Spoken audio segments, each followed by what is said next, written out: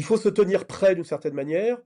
Il faut se maintenir en forme aussi, c'est important, parce qu'il y a un côté, c'est physique la politique aussi. Il faut se former, il faut former des gens. Il faut être habité par quelque chose qui suscite quand même le respect et l'empathie. C'est aussi, c'est ça aussi, hein. Xavier, par exemple, Xavier, il y a quelque chose qui marche très bien chez lui, c'est qu'il incarne vraiment l'honnête homme de droite. Moi, je ne suis pas tout à fait de son monde. 5 enfants, à la messe tous les dimanches, mais ça, tu te dis, ce type-là, voilà, on peut discuter avec lui, c'est du solide, quoi. Et il y a ce genre de personnage, il y en a dans tous les milieux, hein. L'artisan qui tient debout, l'ouvrier qui tient debout, le patron de PME qui tient debout, je sais pas, même il y a il y a des tas de modèles de Français qui tiennent debout, et il faut que ces gens-là se parlent, et il faut effectivement faire l'effort, hein, faire l'effort d'aller au contact, Mm. de sortir de sa zone de confort, et de se rendre compte que finalement, il y a des choses à faire ensemble.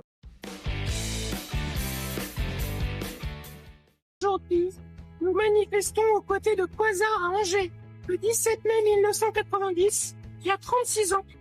L'OMS cesse de considérer l'homosexualité comme une maladie. Les personnes queer et musulmanes existent et méritent d'exister pleinement. Ce que je veux dire, ça va pas plaire à tout le monde et c'est ok, mais je vous demanderai d'être bienveillant en commentaire si vous avez des choses à dire. Quand je me suis reconvertie à l'islam il y a 3 ans, on m'a souvent répété « Ne parle pas de ton orientation et cache-la ». Je le faisais au début car je ne m'interrogeais tout simplement pas sur ce qu'on me transmettait, car j'étais juste une petite reconvertie qui écoutait beaucoup les autres. Mais aujourd'hui, mon avis a changé et demander à quelqu'un de cacher une partie de qui il est, ça ne protège pas, ça isole. Moi, je suis pansexuelle. J'avais une discussion avec mon copain sur la bisexualité et la pansexualité.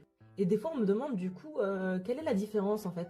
Être pan, c'est quand tu aimes une personne, peu importe son genre. Alors que la bisexualité, c'est quand tu vas aimer une personne pour le genre. Donc par exemple, si c'est un homme ou une femme. Mais attention, si tu dis que t'aimes les personnes trans, t'es juste transphobe. Parce que la transidentité n'est pas un genre à part entière en fait. Une personne trans va être un homme ou une femme. Ou une personne non binaire, mais tu peux être bisexuel par exemple et aimer une personne qui est trans. Bolloré. Bolloré, je pense que ça incarne encore une fois cette concentration des pouvoirs en fait dans les mains d'une personne qui a un agenda évidemment réactionnaire et de droite. Il y a aussi 2027 qui approche très rapidement et je veux dire, on sait très bien que Bolloré va tout faire pour que certains candidats d'extrême droite vont arriver au pouvoir. Donc, est-ce qu'un homme peut être enceinte? C'est pas mon problème, je suis pas un homme. Je me suis pas posé la question, c'est pas une question que je me pose tous les jours. Je pense que oui, parce que je vois pas pourquoi pas. Oui, non, pour moi aussi, un homme peut tout à fait accoucher, c'est possible. Ouais, donc tout est possible, c'est un peu le pays des merveilles en quelque sorte. Un homme peut accoucher, un homme peut être une femme peut être un homme, mais une femme finalement c'est pas trop ça, c'est peut-être un homme. C'est pas un peu tout mélangé au final? Bah non. Non. Non, on a des études ce qui s'est passé en réalité, c'est qu'on a fait des études sociologiques. C'est scientifique aussi qu'un homme peut accoucher? Oui. Okay. On a fait des études biologiques, scientifiques. Je pourrais accoucher moi par exemple, vous pensez? Non. Pourquoi?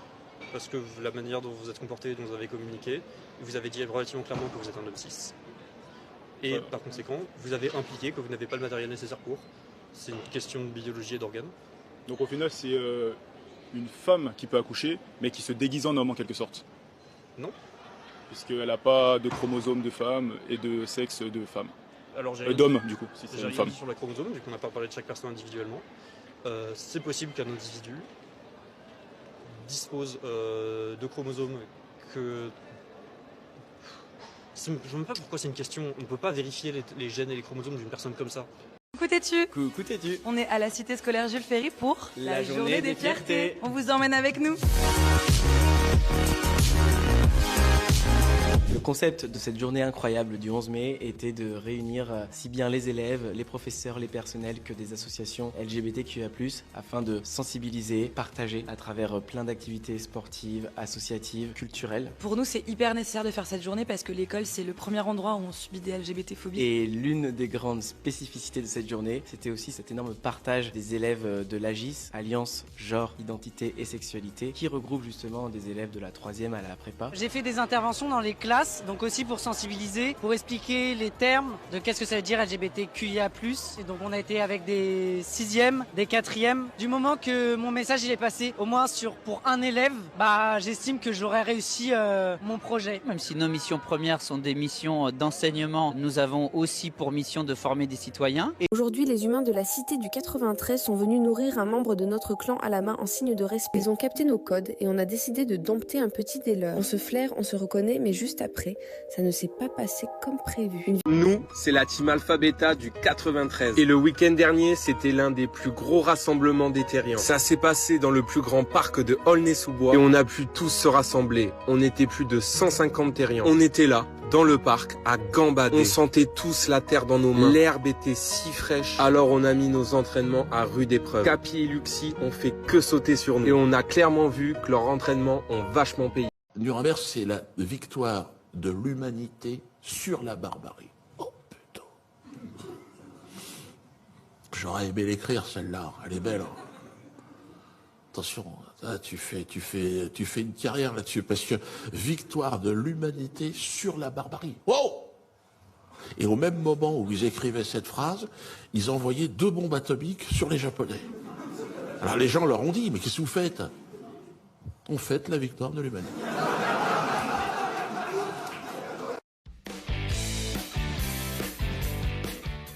La France est dans une situation extrêmement difficile et nous savons les uns et les autres que cette situation difficile est due au moins à deux causes.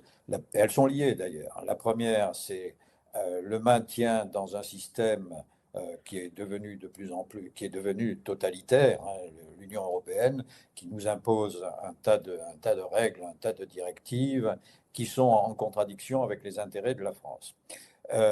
L'euro, hein, l'euro qui est une monnaie unique, qui n'est pas une monnaie commune comme pouvait l'être l'écu par exemple, et comme les BRICS sont en train de faire avec l'UNIT, une monnaie commune qui reposera d'ailleurs en partie sur l'or. 30% de la valeur de cette monnaie reposera sur l'or. Donc c'est tangible. Avec Julie. Tu es de quelle origine, Julie? Française.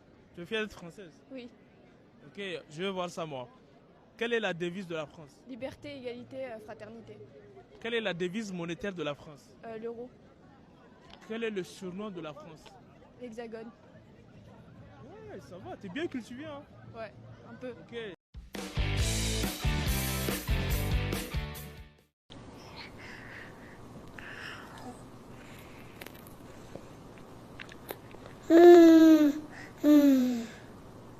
Oh my goodness, that face! You are the reason I feel alive again.